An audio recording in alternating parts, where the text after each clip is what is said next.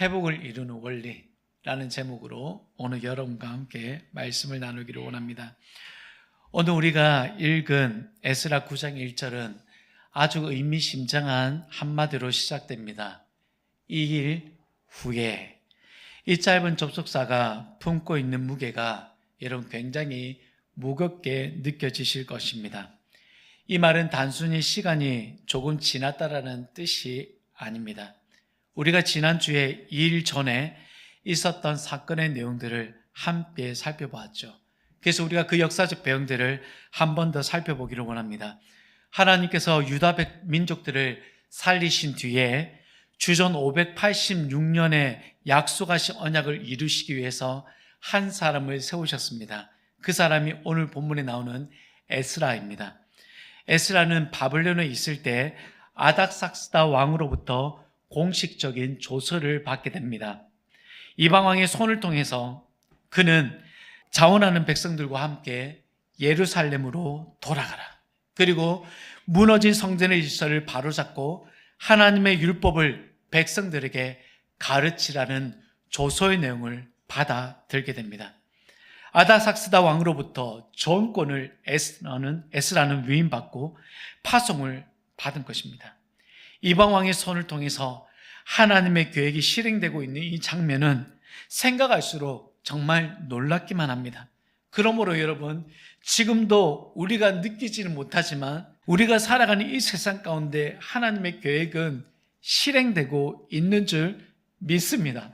아멘. 그렇게 에스라는 두 번째로 포로 귀환자들을 이끌고 예루살렘으로 떠나게 됩니다. 약 1,500명 정도의 남자들이 중심이 되었고 가족들까지 포함하면 5,000명, 많게는 10,000명으로 추산하고 있습니다. 이 여정이 얼마나 힘겨웠는지는 여러분이 지난주 말씀을 통해 잘 아실 거예요. 1,500km의 여정이 4개월 동안 이어져야 했고 광야와 위험한 길을 지나야 했습니다. 그 길 가운데서는 강도가 나와서 자신들이 가진 것을 모두 빼앗길 수 있고 어린아이 노인들에게 사고가 날 수 있는 위험한 길이었습니다. 하지만 에스라는 이러한 길들 가운데 왕에게 군사를 요청하지 않았습니다. 그 이유는 하나님의 손이 우리를 지키신다는 강한 믿음의 확신이 있었기 때문입니다. 그리고 그는 아와 강가에서 믿음의 금식 기도를 하고 떠나게 됩니다. 기도의 응답이 이루어졌는지 에스라와 함께 동행을 이룬 귀한 자들은 무사히 예루살렘에 도착할 수 있었습니다. 마침내 예루살렘에 도착했을 때 먼저 에스라는 왕에게 건네받은 금과 은, 성전의 모든 기명들을 하나하나 정확하게 성전에 바칩니다. 그 다음에는 백성들과 함께 번제를 드리며 하나님께 감사의 제사를 올려드렸습니다. 그리고 마지막으로 에스라는 왕의 조서를 받은 것을 주변 총독들에게 다 전달을 합니다. 이제는 예루살렘 공동체가 신앙적으로도 제도적으로도 어떤 것에도 방해받지 않는 아주 안전한 상태 가운데 자리 잡게 되었습니다. 여러분, 이렇게 에스라 8장까지 하나님께 역사하신 또 에스라에게 허락하신 이 영적 승리는 말로도 알 수 없는 큰 감격이었을 것입니다. 이때 에스라는 어떤 생각에 잠겨져 있었을까요? 앞으로 일어날 일들에 대한 큰 기대를 가지고 있지 않았겠습니까? 이제 뭔가 막힘없이 전진만 있을 것 같다는 그런 상상들을 했을 것입니다. 아니나 다를까 방백들이 에스라에게 다가옵니다. 에스라는 아마 부푼 가운데서 이 방백들을 맞이하려고 했을 거예요. 지금까지 일어난 일들에 대해서 이 방백들이 나와 함께 축하하려고 오는 것이구나 라고 생각할 수 있습니다. 하지만 다가오는 방백들의 표정들을 보니까 기쁜 표정이 아니에요. 축하해 줄 분위기로 보이지가 않습니다. 에스라 9장 1절과 2절 말씀 한 번 더 교도가에 읽도록 하겠습니다. 제가 먼저 읽겠습니다.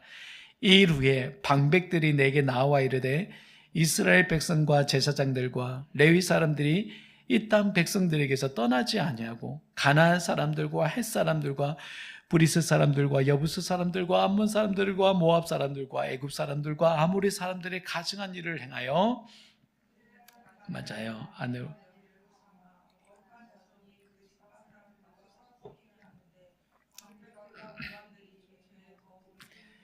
하는지라. 아멘. 방백들이 에스라에게 가져와 보고한 내용은 충격적이었습니다.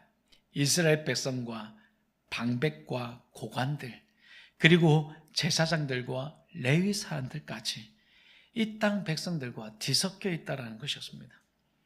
분명 에스라가 예루살렘에 돌아와서 번제를 드렸고 함께 기쁨의 예배를 드렸습니다. 그 예배는 어느 때보다도 은혜스러웠어요. 나를 지키신 그 하나님의 은혜를 여러분 잊고서 하나님께 번제를 드린 것은 너무나 큰 감격이 있는 거거든요. 하지만 그 이면에는 방백들과 고관들이 백성들보다 앞장서서 죄를 짓고 있었고, 백성들과 제사장들과 레위 사람들까지 가나안 족속들에게서 떠나지 않고 가증한 일을 해가면서 이방 여인과 혼인을 한 것이었습니다. 여러분 한번 상상해 보십시오. 그들이 드렸던 예배 현장에는 아무 문제 없이 보였어요. 모두가 기뻐했고 환호했습니다. 모두가 잘 될 것 같아 보였습니다. 마치 우리가 예배 전에 저 옆 사람에게 선포한 듯이 잘 되고 있습니다, 이렇게 다 잘 될 것 같아요. 하지만 그들의 이면에는 아주 심각한 죄의 문제가 있었습니다. 그런데 예루살렘에 도착한 일행과 예루살렘에 귀환하여 살고 있던 유다 백성들은 그 죄에 대해서 전혀 심각한 걸 모르고 있는 듯 보입니다. 즐거움과 감격이 있었던 예배의 현장에서도 말이죠. 그들은 자신들이 저지른 죄에 대한 심각성을 왜 모르고 있었을까요? 그렇다면 그들의 죄가 왜 심각한지 우리가 한번 살펴보기를 원합니다. 첫째는 그들의 죄에 대한 심각성은 하나님의 언약을 파괴하는 행위였어요. 언약을 파괴하는 거였어요. 이스라엘에게 율법은 단순한 규칙이 아니에요. 하나님과의 언약이에요. 하나님께서는 가나안 땅, 지금 유다 백성들이 돌아온 고국의 땅에서 이방 민족과 혼인을 엄격히 금하고 있습니다. 신명기 7장 3절과 4절 말씀, 또 그들과 혼인하지도 말지니 내 딸을 그들의 아들에게도 주지 말 것이요 그들의 딸도 내 며느리로 삼지 말 것은 그가 내 아들을 유혹하여 그가 여호와를 떠나고 다른 신들을 섬기게 함으로 여호와께서 너희에게 진노하사 갑자기 너희를 멸하실 것임이니라. 여러분, 신명기 말씀처럼 이방인과의 결혼은 단순히 혈통의 섞임이 아니에요. 그들이 섬기는 우상을 이스라엘 공동체 안으로 들여오는 통로가 될 뿐 아니라 결국 우상으로 섬기게 되는 것이 가장 심각한 문제였던 것입니다. 여러분, 창세기 28장의 믿음의 조상 아브라함도 자신의 아들 이삭의 아내를 선택할 때도 자신의 혈육 가운데 찾으라고 자신의 종에게 신신당부하였습니다. 이삭 역시도 에서를 피해 야곱을 밧다암으로 피신시킬 때 가나안 사람들의 딸들 중에서 아내를 맞이하지 말라고 신신당부하였습니다. 이렇듯 이방 여인과 결혼하는 것은 당시에는 큰 죄로 이어지는 통로가 되었습니다. 물론 신약에서는 사도 바울이 이방인들과 결혼해서 그것이 하나의 전도의 구실로 삼으라고 말하였습니다. 그런데 큰 용기 없이는 그렇게 하지 마십시오. 홀딱 넘어가 버립니다. 유다 백성들 안에서 이루어진 이 폐역한 결혼은 결국엔 하나님을 배신하고 다른 신을 선택하는 영적 간음 현장이었던 것입니다. 어떻게 예배를 드렸음에도 어떻게 이런 일이 가능한가? 가능하죠. 우리 모두도 하나님을 섬기는 척 이 자리에 앉아 있을 수 있습니다. 죄에 대한 심각한 걸 모르는 척 이 자리에서 기뻐하면서 예배를 드릴 수도 있습니다. 이것이 가장 심각한 것입니다. 둘째로는 거룩한 자손의 정체성 상실이에요. 에스라 9장 2절은 거룩한 자손이 그 지방 사람들과 서로 섞이게 하는데 앞장선 방백들과 고관들을 고발하고 있습니다. 여러분, 이들을 먼저 고발한 이유는 이들의 대표성과 이들의 지도자가 먼저 부패한 것은 그것을 바라보는 많은 백성들이 쉽게 따라갈 수 있기 때문에 그렇습니다. 그러면 그들의 정체성도 쉽게 잃어버릴 수밖에 없는 상황에 놓여져 있을 수밖에 없는 거죠. 이스라엘은 세상의 다른 민족과 구별된 민족입니다. 거룩함을 유지할 때에만 존재의 의미가 있는 것이 유다 백성들이에요. 오늘 저와 여러분도 그렇습니다. 거룩함을 유지할 때 우리는 존재의 의미가 있어요. 섞여 있을 땐 그 존재의 의미는 없습니다.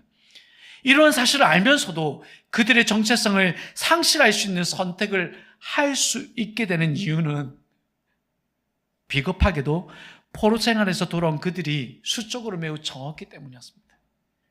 이미 그 땅에 정착하고 있던 많은 사람들, 이방 사람들 수가 너무 많았기 때문에 그 사람들의 수에 눌리지 않기 위해서 그들과 혼합한 거예요. 따라서 주변 민족들이 거주한 땅에서 외부 공격으로부터 안전하려면 그들의 문화와 종교에 흡수되는 것이 가장 빠른 방법인 거예요. 그래서 이방 나라의 딸들과 결혼하여서 유대 관계를 통해 보호받고자 한 것입니다.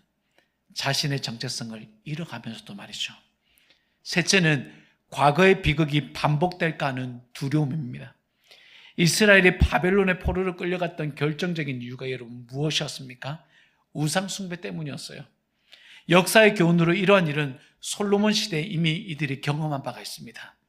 1000명의 여인을 거느린 이 솔로몬이 예루살렘 성전 안으로 우상의 신물을 들어오지 않았지만 예루살렘 성전 그 주변에는 여러분 우상으로 가득했습니다. 자신이 취하했던 이방 여인들이 가운데 자신의 신상을 섬길 수 없으니까 예루살렘 성전에 다 세워둔 거예요. 안전한 것 같지만 언제 허물어질지 모르는 여러분 예루살렘이었어요.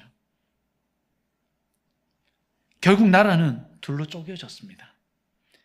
에스라는 이제 막 포로 생활에서 돌아와 겨우 재건을 시작한 남은 자들이 지금 똑같은 죄를 범하는 것을 보고 하나님의 진노가 다시 임하여 민족이 완전히 멸절될까 봐 극도의 공포와 슬픔을 느낀 것입니다.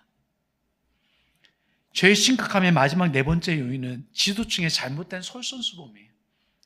가장 심각했던 점은 이 죄의 제사장들과 레위 사람들 그리고 방백 지도자들이 앞장섰다는 사실입니다. 이것을 누구보다도 막아야 되고 가르쳐야 될 사람들인데 앞장서서 잘못됨을 보였다는 것입니다. 이는 공동체 전체의 도덕적이고 영적 기준을 여러분 무참하게 무너뜨린 것입니다. 에스라에게는 이 모든 것이 개인의 일탈이 아니라 공동체 전체의 붕괴로 본 것입니다. 백성들이 심각하게 느끼지 않았던 죄에 대해서 여러분 에스라는 어떤 반응을 보입니까? 에스라 9장 3절과 5절에서는 이렇게 기록하고 있습니다. 우리 한 목소리로 함께 읽겠습니다. 시작. 내가 이 일을 듣고 저녁 제사를 드릴 때에 내가 근심 중에 일어나서 속옷과 겉옷을 찢은 채 무릎을 꿇고 나의 하나님 여호와를 향하여 손을 들고 에스라는 이 일을 듣고서 속옷을 찢고 겉옷을 찢으며 머리털과 수염을 뜯었다라고 얘기하고 있습니다. 그리고 주저앉아서 여호와께 손을 향하여 들었습니다. 여러분 머리털과 수염을 뽑는다는 것은 굉장히 고통스러운 것 아닙니까? 그런데 그의 심정이 얼마나 괴로웠으면 그것을 뜯으면서까지 하나님께 애통함으로 엎드렸을까요? 그 죄에 대한 심각성이 이 머리털과 수염털을 뽑는 고통보다 더 심했기 때문입니다. 이미 포로 생활을 통해서 이미 경험한 바가 있지 않습니까? 이방인들과 혼인한 이들을 여러분 이해해 볼 수도 있어요. 그 이유를 제가 한번 몇 가지로 정리해 보았습니다. 첫 번째는 바벨론에서 돌아온 1차 포로 귀환 자들은 모두 어디에 있습니까? 황폐한 땅에 서 있습니다. 모든 것을 새로 시작해야 됩니다. 건물도 무너졌고 자유롭게 매매할 수 있는 시장도 다 무너져 있습니다. 그런데 어느새 다른 민족들이 이 땅에서 토지와 자원을 장악하고 있는 거예요. 경제적 기반을 잡기 위해서 자산을 확보하는 방법은 여러분 유일하게 혼인 외에 다른 방도가 없었을 듯 보입니다. 지도층이 앞장섰다는 것은 이들이 사회적 지위를 공고하기 위해서 이방 가문과 사돈 맺을 있다는 것은 좀 이해가 될 만합니다. 둘째로는 성전을 완공할 때에도 적대적인 세력들로 공격이 있었습니다.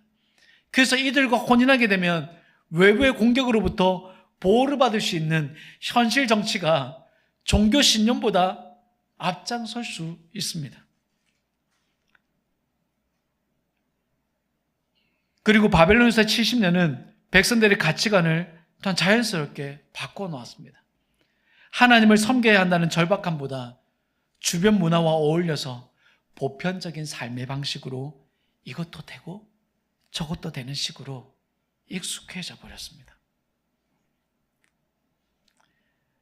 그리고 에스라가 도착하기 전까지 이스라엘 공동체의 율법을 제대로 가르칠 만한 사람이 없었다라는 데 있습니다.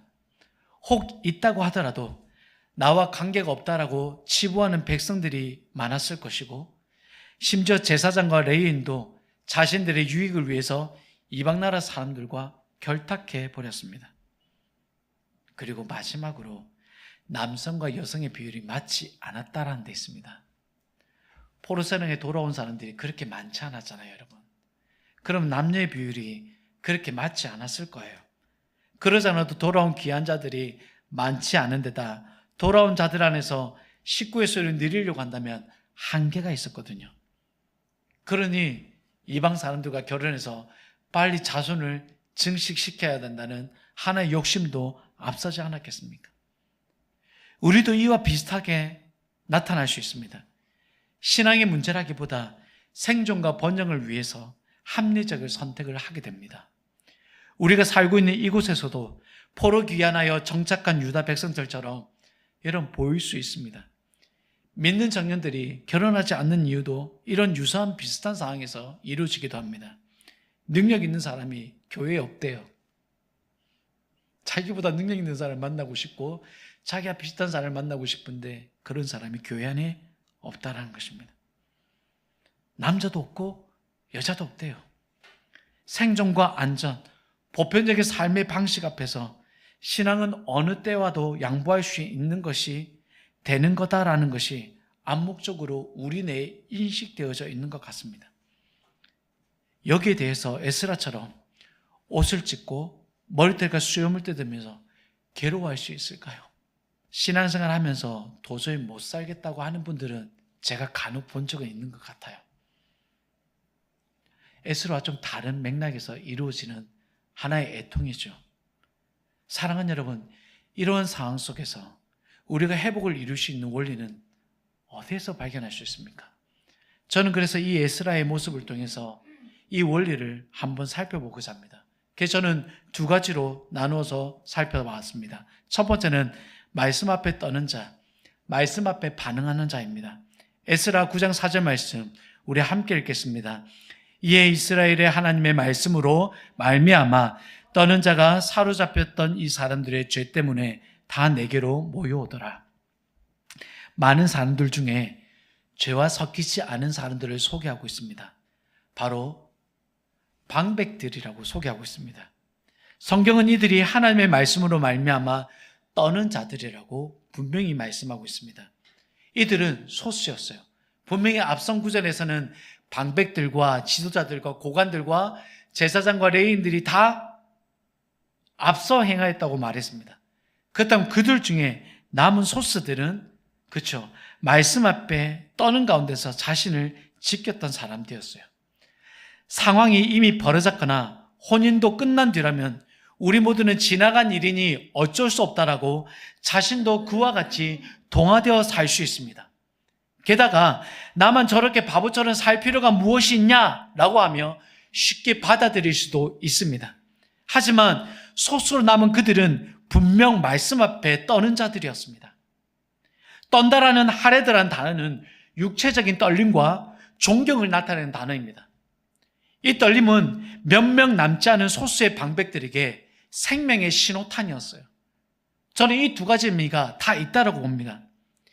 이들에게 있는 말씀의 떨림은 다수의 관습이나 사회적 합의에 안주하지 않는 반응이었습니다.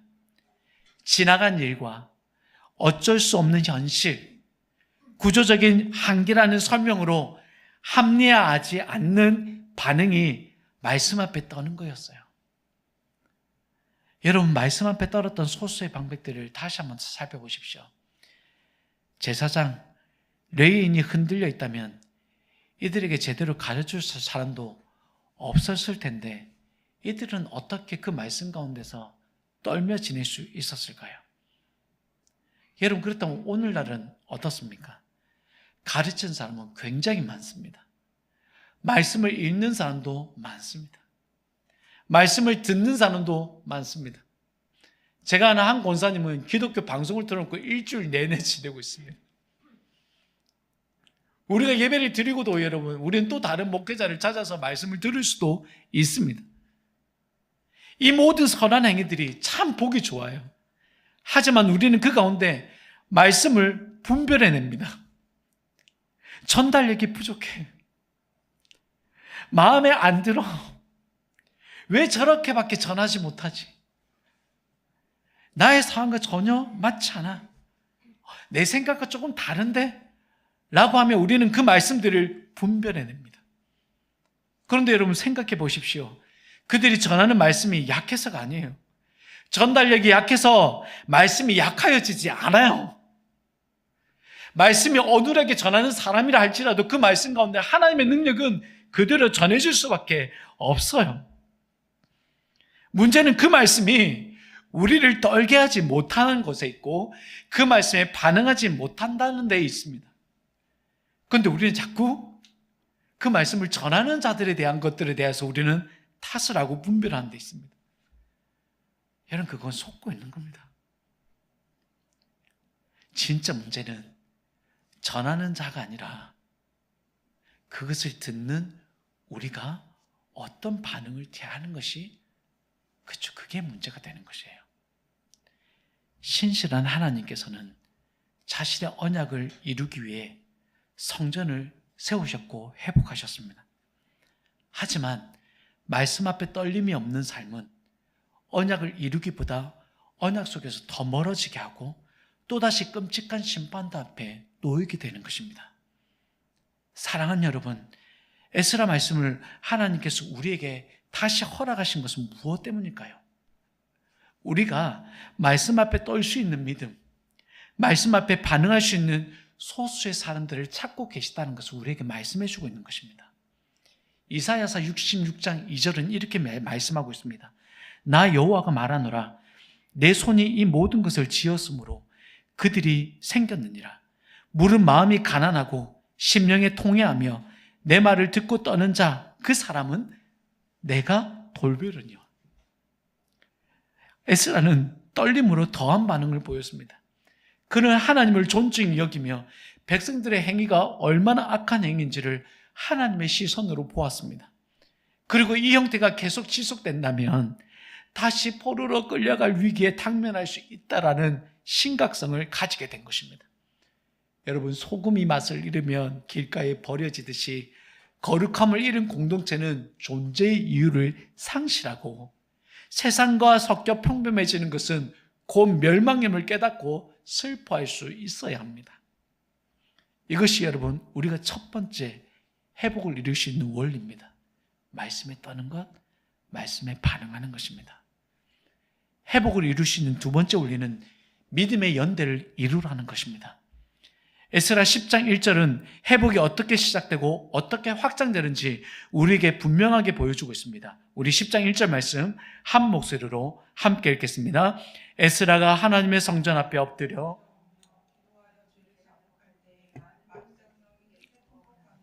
이스라엘 중에서 백성의 남녀와 큰 무리가 그 앞에 모인지라. 아멘. 이 소식을 들었던 에스라는 즉각적으로 행동하지 않습니다. 그 즉각적인 행동은 무엇이냐면 대책을 세우지도 않고 사람을 불러 모으지도 않습니다. 그는 마치 망치로 머리를 얻어맞은 것처럼 넋이 나간 채 성전 앞에 자기 스스로, 자기 개인이 엎드려서 울기 시작합니다. 성경이 전하는 이 장면은 지도자의 감정의 표현이 아니라 죄의 무게를 아는 사람의 반응을 보이고 있습니다. 에스라는 알고 있었어요. 우리나라가 왜 잃게 되었는지, 조상들이 왜 포로로 끌려가게 되었는지, 정치적 실패 때문이 아니라 군사력이 약해서도 아니라 하나님을 떠난 죄, 그 죄가 결국 공동체를 무너뜨렸다는 사실을 그는 너무나 분명히 기억하고 있었습니다. 그가 바라본 문제의 핵심은 분명했습니다.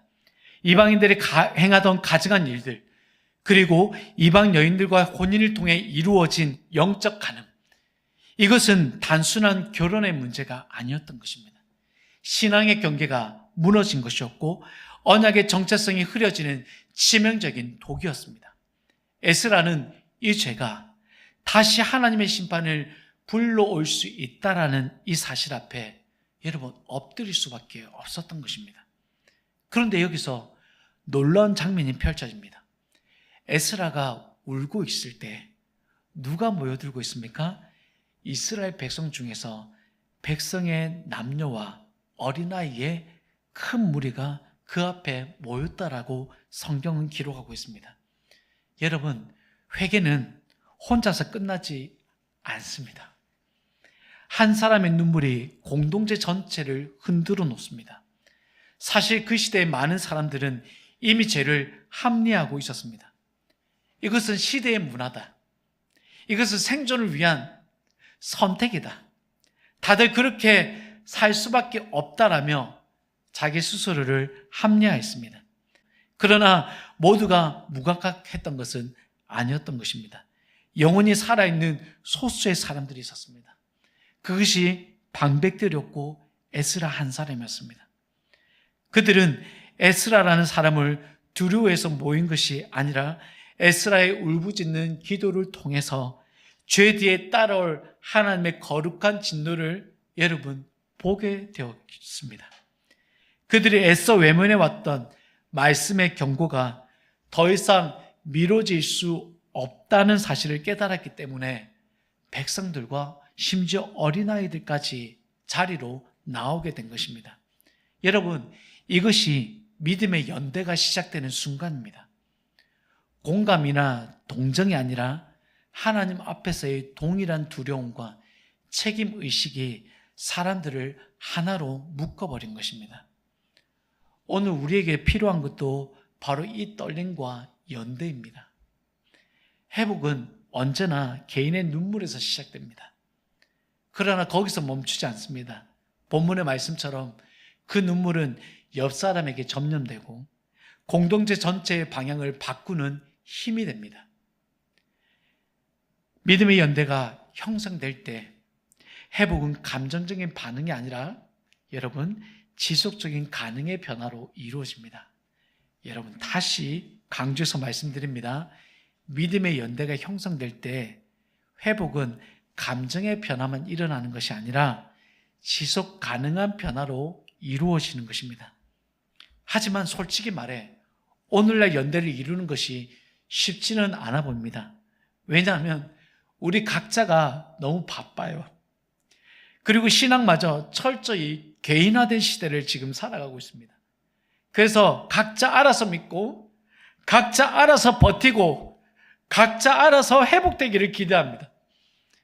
그래서 공동체의 아픔 앞에서도 한 발 물러서 있는데 너무 익숙해져 있는 것이 오늘날의 교회의 모습일 수 있습니다.